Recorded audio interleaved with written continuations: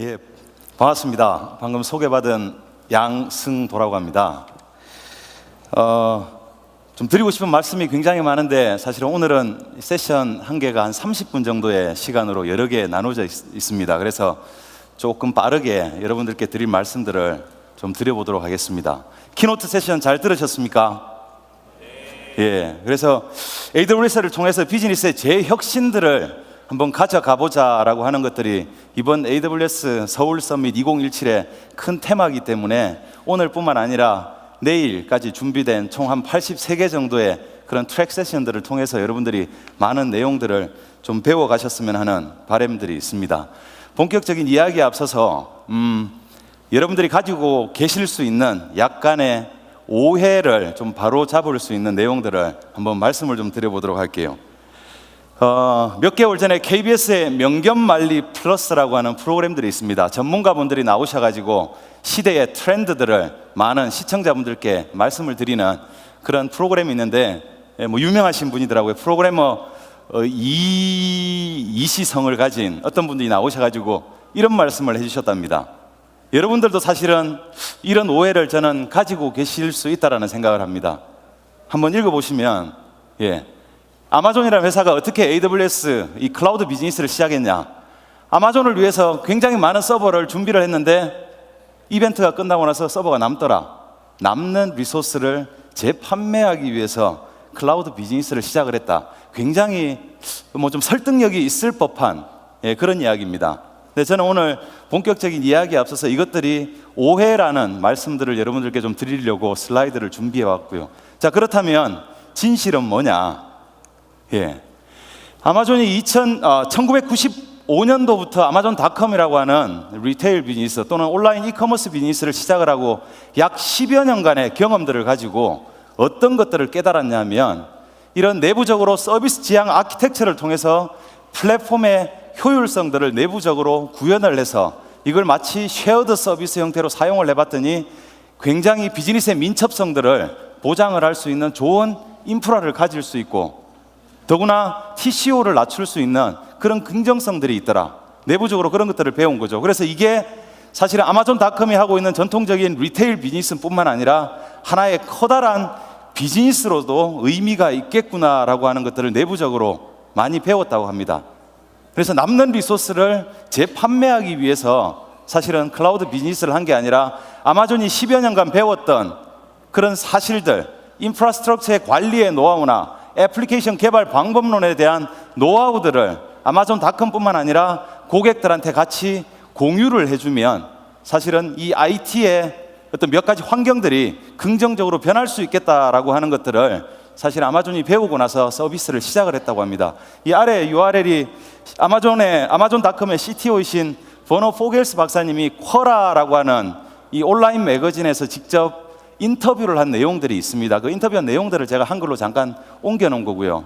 여러분들이 아시다시피 이제 AWS는 아마존이 하고 있는 조그마한 사업 영역이 아니라 이 리테일 비즈니스만큼이나 성장 가능성이 큰 아주 큰 하나의 사업 영역으로 아마존닷컴을 생각하고 있고 그 성장세도 사실은 굉장히 빠르죠. 자, 그런 하나의 증거로 어떤 이야기들을 할 수 있냐면 놀라실 겁니다. 2015년도에 AWS는 매일매일 인프라스트럭처를 확장을 해왔습니다. 얼마만큼? 2005년도에 아마존닷컴이 연 매출이 8.49 빌리언 달러, 우리나라 돈으로 약 9조 원 정도 됩니다. 온라인 리테일 비즈니스를 하는데 9조 원의 매출을 일으키기 위해서 아마존닷컴이 가지고 있던 전체 인프라의 총합을 매일매일 증설을 하고 있습니다. AWS는. 만약에 아마존닷컴의 운영을 위해서 남는 인프라를 저희 고객들한테 재판매하고 있다면 사실은 이런 사실들은 있을 수가 없는 거죠. 또 하나 사실, 여러분들 아시는 2015년부터 아마존이 새로운 쇼핑 시즌을 만들기 시작했습니다. 그게 바로 아마존 프라임 데이라고 하는 쇼핑 시즌을 만들었습니다. 잘 알고 계시는 블랙 프라이데이 또는 사이버 먼데이 11월에 하죠. 그런 게 아니라 7월 12일, 13일에 걸쳐 하고 있는 아마존 프라임 멤버십 고객들을 대상으로 하는 이 프라임 데이, 2016년 프라임 데이 결과들을 한번 보십시오. 프라임데이를 위해서 평소와는 다르게 늘어난 저 인프라스트럭처, 평소에 만약에 아마존닷컴을 운영하던 리소스를 저희 고객들한테 재판매했다면 만약에 프라임데이를 위한 저 인프라가 필요할 시절에 저희 고객들은 다 셧다운을 하셔야 돼요. 그렇지 않고 아마존은 이 프라임데이 2016을 AWS 상에서 치러낼 수 있었다고 합니다. 그리고 AWS는 2006년도 오늘 키노트에서 여러분들이 들으셨겠지만 11년째 AWS 비즈니스를 하고 있습니다. 2006년도 3월 14일 날 AWS 클라우드 비즈니스를 하고 난 직후 2개월 만에 아마존닷컴이 가지고 있는 전체 인프라의 규모를 이미 넘어섰다고 합니다. 이런 몇 가지 사실들이 앞에 제가 말씀드렸던 그런 오해들이 약간은 여러분들이 뭐 논리적일 수 있다고 하실지는 모르겠지만 정말 오해다라고 하는 그런 증거라고 말씀드릴 수 있고요. 프라임데이에 대해서 뭐 간단하게 제가 몇 가지만 좀 소개를 좀 해드릴 건데 2016년 프라임데이는 그날 단 하루에 사실은 일어났던 북미의 전체 소비자 전자상거래의 74%를 프라임데이에서 고객들이 제품을 사실은 구매를 했다고 합니다. 이건 전 세계적으로 이루어지는 행사라서 아시아 퍼시픽 그리고 미국 그다음에 유럽 이렇게 해서 24시간이 아니라 한 40시간에 걸쳐서 이루어지는데 보시면 아시겠지만 40시간에 걸쳐서 약 850억 건의 클릭 스트림이 수집이 됐습니다. 로그가. 그건 뭐냐면 초당 약 60만 건의 클릭들을 프라임데이 쇼핑을 하는 고객들이 저희 웹사이트나 모바일 애플리케이션을 통해서 제품을 구매를 한다거나 내지는 제품을 찾는 행위들을 했다는 거죠. 그런 것들을 모두 다 수용할 수 있는 그런 인프라스트럭처를 사실은 AWS가 제공을 하고 있다는 거고요. 프라임데이 2016에서 약 200만 개가 넘는 장난감이 팔렸다고 합니다. 하루에. 그리고 신발 100만 컬레가 넘게 팔렸고요. TV 9만 개 이상이 팔렸다고 합니다. 그리고 이 아마존에서 만든 이북 리더, 킨들, 페이퍼 화이트나 이런 이북 리더기도 사실은 수십만 개가 팔렸다고 합니다. 그 이외에 저희가 수집한 몇 가지 매트릭이 있는데 저 프라임데이를 통해서 엄청나게 많은 사용량들이 많이 일어났다. 그럼 아마존은 프라임데이를 위해서 어떤 서비스들을 통해서 저런 효율적인 이벤트를 처리할 수 있었냐? AWS에 이런 서비스를 사용하고 있다고 합니다. 현재 AWS는 90여 가지의 서비스를 여러분들께 제공을 해드리고 있는데 90여 가지 모두는 아니겠지만 대부분의 AWS가 제공하는 서비스를 통해서 그런 프라임데이와 같은 큰 이벤트를 효율적으로 처리를 하고 있다는 겁니다. 그 이외에도 2008년부터 아마존이 잘하기로 유명한 추천 시스템, 전체 상품 판매의 약 35%가 상품 추천을 통해서 구매가 이루어지고 있고요. 그 이외에 2013년도부터는 데이터 웨어하우스 서비스인 레드시프트를 통해서 그 하루에 수집되는 2TB 정도의 로그들을 끊임없이 분석해내는 이런 서비스들도 AWS를 통해서 하고 있습니다. 그 이외에도 사실은 제품을 쇼핑 카트에만 넣기만 하더라도 배송 추측들을, 배송 계획을 예측해 줄 수 있는 이런 서비스들을 이미 아마존은 AWS 상에서 사실은 효율적으로 하고 있었고요. 급기야는 여러분들 잘 아시는 아마존의 물류센터 키바라고 하는 이 로봇이 실제로 그 제품을 쌓아놓는 그런 빈들을 움직이게 하는 이런 백엔드에 사실은 AWS라고 하는 클라우드 서비스를 현재 잘 활용을 하고 있다고 합니다. 그래서 서론으로 몇 가지 말씀을 드렸고 오늘 저는 남은 시간 동안 세 가지 정도를 아마존닷컴이 어떻게 클라우드를 효율적으로 사용할 수 하고 있는지 세 가지 정도로 말씀을 좀 드리려고 합니다. 첫 번째로는 분석 플랫폼, 두 번째로는 이커머스 비즈니스에 비즈니스를 하고 계시고 관심 있어 하시는 분들은 다 아시겠지만 이 카탈로그 서비스를 어떻게 개선해서 고객들한테 더 나은 서비스를 제공하고 있는지, 그리고 마지막으로는 이 물류센터의 혁신을 위해서 AWS를 어떻게 활용하고 있는지 세 가지 정도를 말씀을 좀 드리려고 합니다. 자, 첫 번째로 분석 플랫폼에 대한 말씀을 한번 드려볼게요. 레드시프트라고 하는 데이터 웨어하우스 전용 서비스인 AWS의 서비스를 활용한 분석 시스템 이야기입니다. 아마존이라는 회사가 사실은 전 세계에서 가장 큰 이커머스 비즈니스를 하다 보니까 수집되는 데이터들이 워낙 많습니다. 전통적으로 여러분들 아시다시피 아마존은 처음에 RDBMS를 통해서 비즈니스를 시작을 했습니다. 유명한 제품이죠. 오모사의 데이터베이스를 가지고 OLTP 업무도 처리했고요. 그리고 데이터 웨어하우스를 위해서도 오라클 데이터베이스로 굉장히 큰 데이터베이스를 사실은 운영을 하고 있었습니다. 근데 몇 가지 사실은 문제가 있었죠. 그건 뭐냐면 비즈니스가 늘어나는 만큼 데이터가 엄청나게 많이 쌓이게 되는데, 많이 쌓이게 되는 데이터를 처리하기 위해서 DW 시스템을 계속 확장을 해야 됩니다. 근데 전통적인 레거시 DW 시스템을 확장하기 위해서 여러분들이 잘 아시다시피 증설하고 스토리지 늘리고 서버 늘리고 애플리케이션 다시 조정하고 이런 것들이 한 3개월 정도 걸렸다고 합니다. 이 3개월에 걸쳐서 겨우 증설을 해놓으면 증설된 시스템이 이미 꽉 차버리고, 3개월 통해서 증설해 놓으면 다음날 꽉 차버리고, 사실은 악순환들이 계속 되어 온 거죠. 그런 것들을 효율적으로 개선하기 위해서 아마존이 구성한 DW 시스템입니다. 앞에 컨트롤 플레인을 통해서 일부 업무는 과거의 엔터프라이즈 DW, 오라클 데이터베이스를 사용한 엔터프라이즈 DW를 운영을 하고, 한편에서는 하두 프레임워크를 지원하는 아마존의 EMR, 하둡을 통한 분석 방법론으로 다른 업무들을 드러내고, 또 한편에서는 아마존의 레드시프트라고 하는 AWS 서비스를 통해서 새로운 분석 방법론들을 이제 실험하기 시작했습니다. 그래서 어떤 업무들은 레드시프트로 가고 어떤 업무들은 EMR로 가고 이런 식으로 이제 분산 처리를 한 거죠. 그 이제 속에 있는 내용들을 좀 살펴보게 되면 앞에 말씀드렸던 기존 엔터프라이즈 DW 플랫폼에 사실 한계들이 좀 있습니다. 높은 비용들도 있고요. 가장 중요한 건 뭐냐면 DW 분석하는 잡 또는 쿼리 하나하나가 어느 정도 코스트를 보이는지, 사실은 시스템을 구성하기 위한 전체 코스트도 중요하지만 100만 원짜리 어떤 시스템이 있는데 100만 원짜리 시스템이 1000개의 쿼리를 담당하고요, 10만 원짜리 시스템이 단 1개의 쿼리를 똑같은 시간에 처리한다면 저는 100만 원짜리 시스템을 구축할 겁니다. 왜냐하면 하나의 잡을 처리하기 위한 코스트가 훨씬 낮거든요. 그래서 저는 여러분들도 어떤 시스템들을 구매하고 내지는 증설하고 예산을 편성하는 데 있어서 비용이라는 것들을 전체 비용이 무조건 많기 때문에 비용이 비싸다 이렇게 생각을 좀 하지 않으셨으면 좋겠습니다. 여러분들이 원하는 작업들을 처리하는데 들어가는 단위 비용들이 얼마나 되는지 이런 것들을 판단하는 것들이 사실은 굉장히 중요하죠. 그리고 데이터를 저렇게 쌓아놓다 보니 센 스토리지를 증설하는데 시간도 굉장히 많이 들리고, 그리고 특히나 10테라바이트 이상에 대한 데이터들을 스캔하고 프로세싱하는데 시간들이 사실은 너무나 많이 걸렸던 거고요. 앞에 말씀드렸다시피 증설하는 이 프로큐어먼트 라이프 사이클이 3개월 이상씩 걸렸다는 거죠.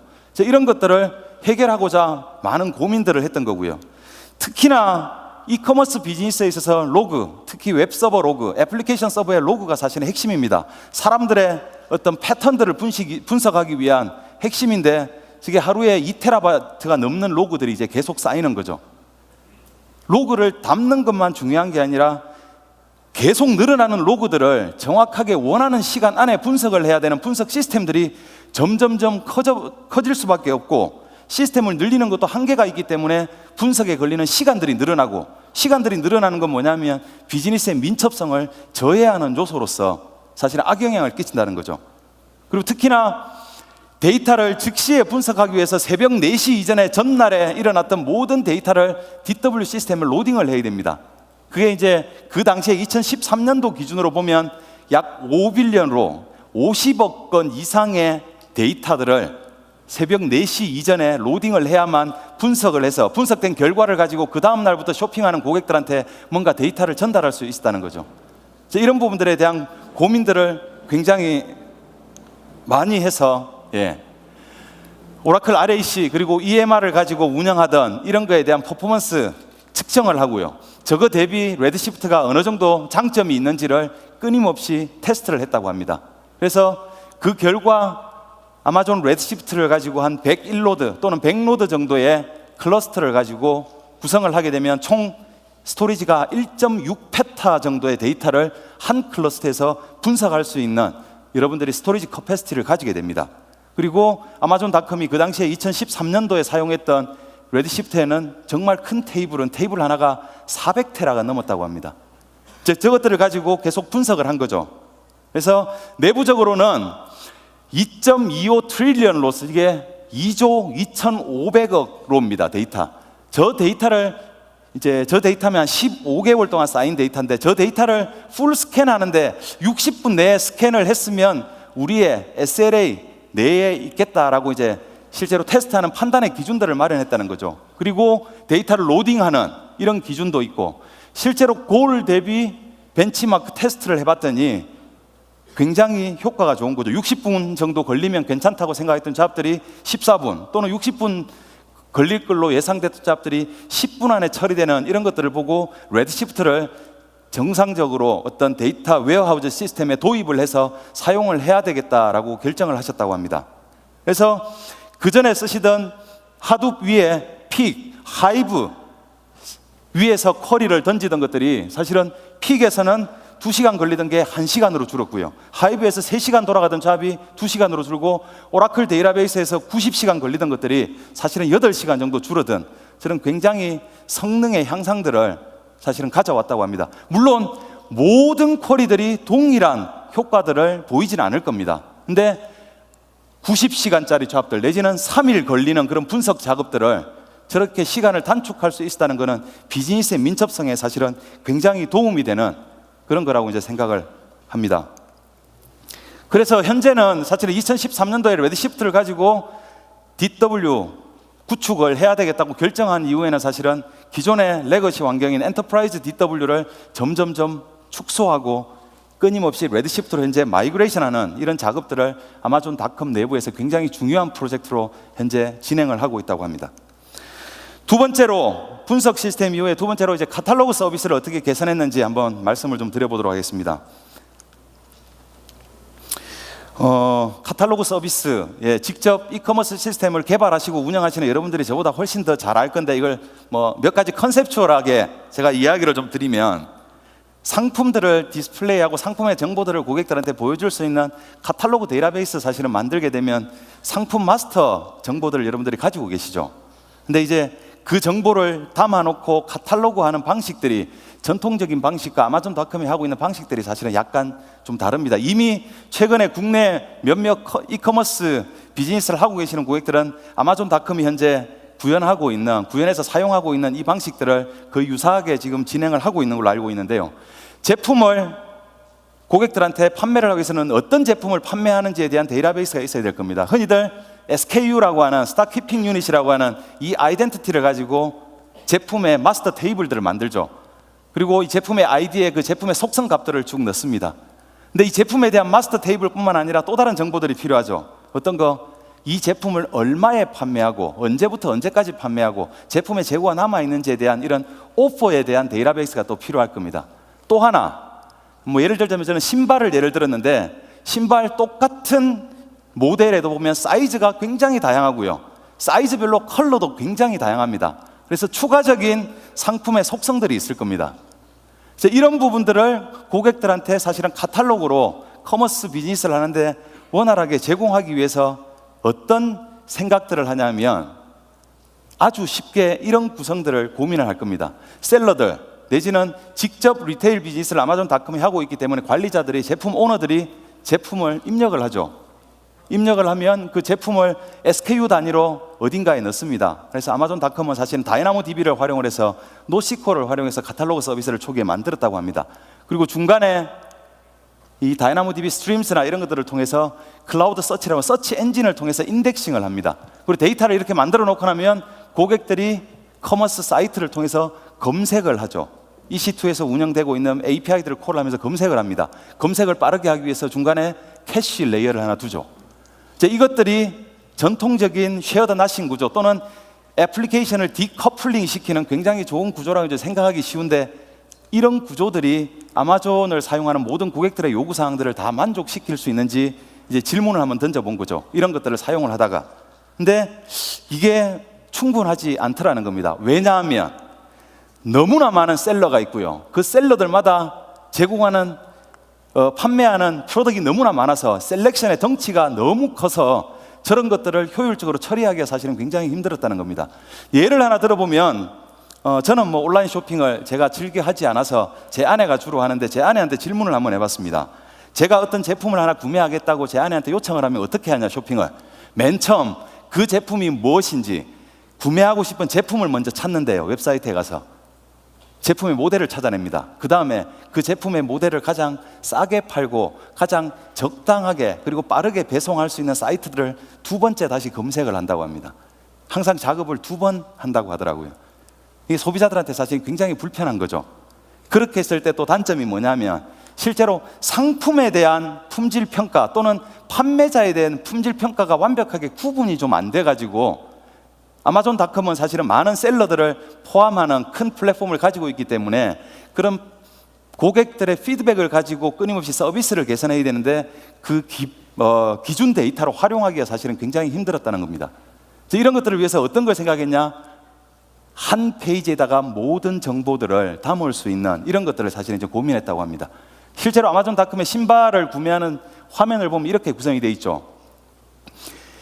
사이즈나 색상과는 상관없이 모델에 대한 기본적인 정보들을 보여주는 필드가 있고요. 고객이 특정한 사이즈를 선택했을 때 색상별로 구매가 가능한지 가능하지 않은지를 한 페이지에서 모든 것들을 다 보여주고 또는 색상을 하나 선택을 했을 때라도 여러 셀러들이 어느 가격에 어떤 가격에 현재 오퍼를 던지는지를 고객들이 몇 번 검색을 하는 게 아니라 한 페이지에서 모든 것들을 할 수 있도록 사실은 만들어주는 카탈로그 서비스를 내부적으로 만드는 겁니다. 이제 이걸 만들기 위해서 아주 많은 작업들을 사실 한 거죠.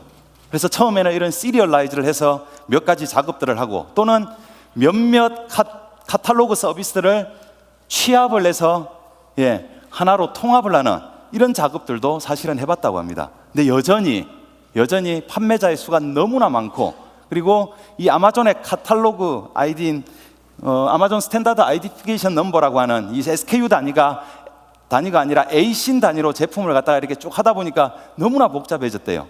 이런 것들을 위해서 애그리게이터 또는 오케스트레이터 영역을 하나 만들어야 되겠다는 고민을 했다고 합니다. 이게 이제 되게 컨셉추얼한 그림인데요. 이것들을 이제 구현을 하기 위해서 이제 서비스를 가지고 여러 가지 서비스를 가지고 테스트를 하기 시작했습니다. 그래서 셀러들이 제품을 입력하면 워크플로우를 태워서 카탈로그를 만드는 것들을 처음에 고민을 했다가 여기에 대한 비용 분석을 해보니까 비용이 약간 많이 나왔다고 합니다. 그래서 저 구조를 전통적으로 여러분들이 굉장히 시도하기 쉬운 큐를 가지고 한번 해봤대요. 큐와 다이나모DB라고 하는 노스QL을 가지고 카탈로그 서비스를 이제 오케스트레이트 영역을 한번 만들어 보려고 했고 그래서 하다 보니까 큐 대신 아마 AWS의 다른 서비스를 활용하면 어떨까 해서 키네시스라는 걸로 이 큐를 좀 대체를 한번 해봤다고 합니다. 그리고 가격 분석을 하고 그러다 보니까 키네시스의 장점이 있는 것 같아서 키네시스를 좀 더 활용을 좀 더 많이 해야 되겠다 해서 이런 내부적인 기본적인 아키텍처를 가지는 걸로 카탈로그 서비스를 점점 바꿨다고 합니다.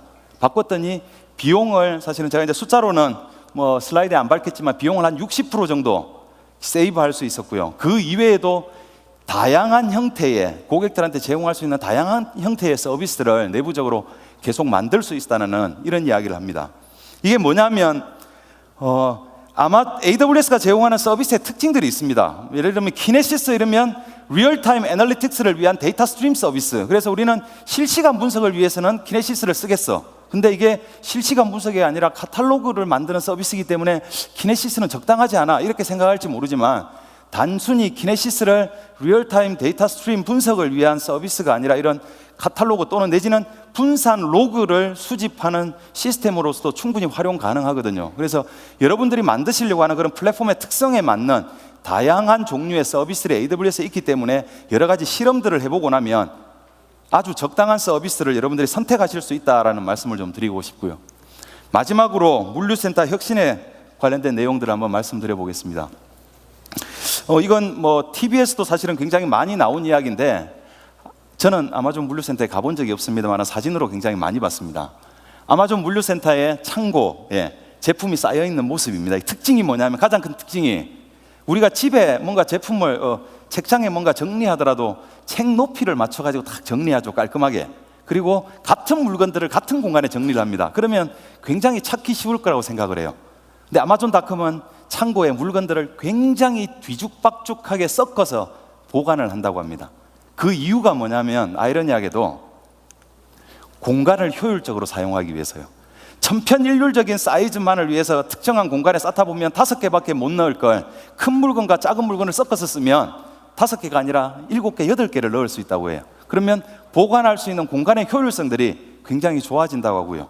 두 번째로는 뭐냐면 나중에 배송을 하기 위해서 누군가 오더한 배송을 위한 물건들을 가져다가 배송을 시작을 해야 되는데, 저는 이제 예를 하나 들었습니다. 식료품 코너에 창고의 공간에다가 케찹하고 머스타드를 놔놨습니다. 색깔은 약간 다르겠지만 병이 비슷하죠, 생긴 게. 근데 누군가 혼동을 해서 케찹을 딜리버리 해야 되는데 머스타드를 넣었어요. 고객이 굉장히 불편할 겁니다. 근데 케찹과 책을 같이 섞어놨다고 생각하면 절대 헷갈리지 않을 거예요. 그래서 이 배송의 오류들을 사실은 줄일 수 있는 그런 기회들인 거죠. 이게 사실은 우리가 좀 생각하기 힘든 굉장히 신선하게 이 사고의 어떤 발상의 전환을 통해서 이런 것들을 할 수 있다는 이야기를 합니다. 그리고 마지막으로는 물류센터에 제품을 적재하는 소터와 제품을 딜리버리하기 위해서 실제로 픽하는 이 피커, 이 업무를 완벽하게 구분함으로 인해 가지고 기존의 관성으로부터 벗어나게끔 하는 이런 것들이 사실은 물류센터의 굉장히 긍정적인 부분이더라. 근데 이제 여전히 숙제가 남아 있습니다. 예. 우리가 생각하는 그런 효율성과는 좀 달리 숙제가 남아 있는데, 요렇게 이제 쌓아진 거죠. 이런 것들을 가지고 재고 파악도 효율적으로 하려면, 실제로 어떤 물건이 몇 개 남았는지를 보려면 동일한 공간에 있으면 파악하기도 굉장히 쉽고, 이런데 재고 파악하기도 사실은 굉장히 힘든 것 같고요. 그래서 이런 것들을 좀 하기 위해서 아마존닷컴은 물류센터의 컴퓨터 비전을 사실은 도입을 했습니다. 그래서 이런 걸 저희는 이제 빈이라고 하는데, 제품을 쌓아두는 곳에 물건을 하나 누군가가 쌓고 나면 업데이트가 됐기 때문에 이미지를 따로 이제 새로 찍고요. 물건을 누가 하나 배송하기 위해서 빼내면 이미지를 또 찍습니다. 그래서 계속 비교하면서 재고 파악도 하고 물건들이 어떻게 현재 구성되어 있는지를 끊임없이 업데이트를 한다고 합니다.